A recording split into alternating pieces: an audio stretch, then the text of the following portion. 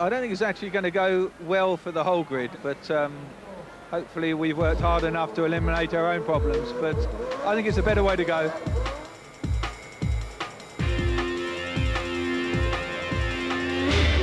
Ron Dennis may quickly change his mind as Coulthard stalls on the grid.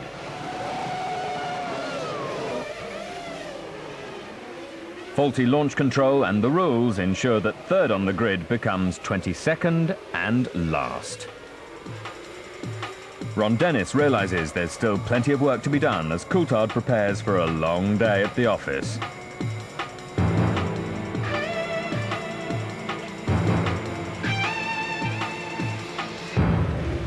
The other systems work well, apart from those on Frenzen's Jordan. Luckily for the German, it's just a temporary blip. Michael Schumacher leads from Häkkinen. Ralf Schumacher defends third from Barrichello and Trulli as Montoya is up to 6th from 12th on the grid. Ralf Schumacher's defences are quickly broken down by Barrichello, who takes third. There's little room for manoeuvre at the back, especially for the impatient Coulthard.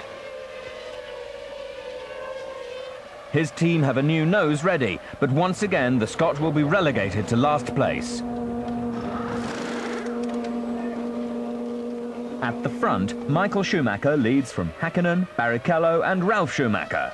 Fisichella leads the battle for 15th as Frentzen gets a wheel on the grass and spins into De La Rosa, a disastrous outcome for all concerned.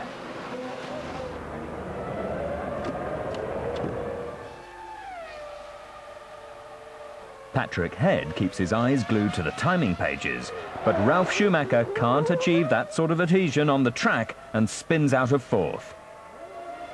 Ralph's teammate shows how it should be done in pursuit of new 4th place man Trulli. The Colombian's pit crew prepare for his first stop. This will temporarily end his chase. But the Italian is coming in at the same time, setting up a Williams-Jordan battle of the mechanics. Will Montoya's advance up the order be continued in the pit lane, or will Jordan ensure that it ends here? It's touch and go, but Williams are victorious. The chase is on to catch Villeneuve, who has yet to stop. You're watching Villeneuve's lap times, you're watching the gap to Villeneuve. Really, if the gap stays the same and Villeneuve comes in, we have to respond, I think, otherwise he's going to get us. Will the BAR pit crew fulfill Jordan's worst-case scenario? Villeneuve loses out to Montoya, but still moves up to 5th at the expense of Trulli.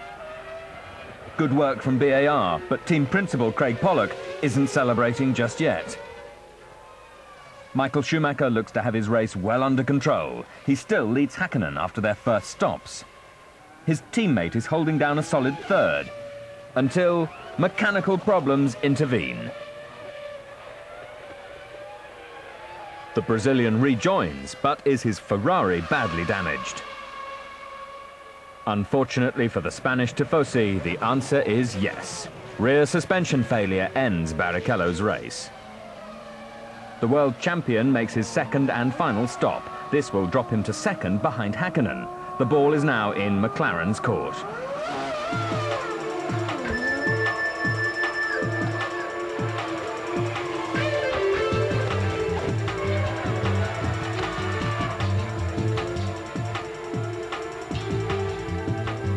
The Finn has put in some blistering lap times. Now his mechanics have to do their bit.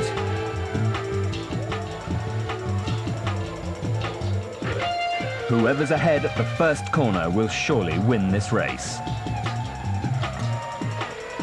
It looks as though Mika Häkkinen will end his 8-race victory drought. His wife Aya and the rest of the team are already in party mood, whilst Coulthard storms up to 7th, and he's not finished yet.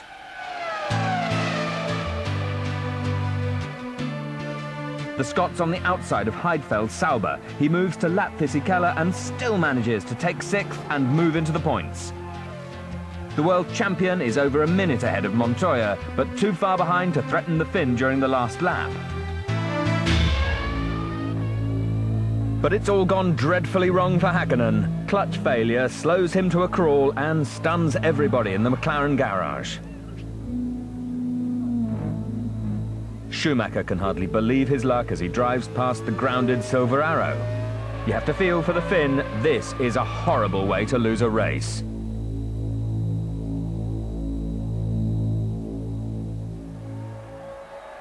The Ferrari #1 didn't really earn this win, but they all count. The usual Schumacher celebration is conspicuous by its absence.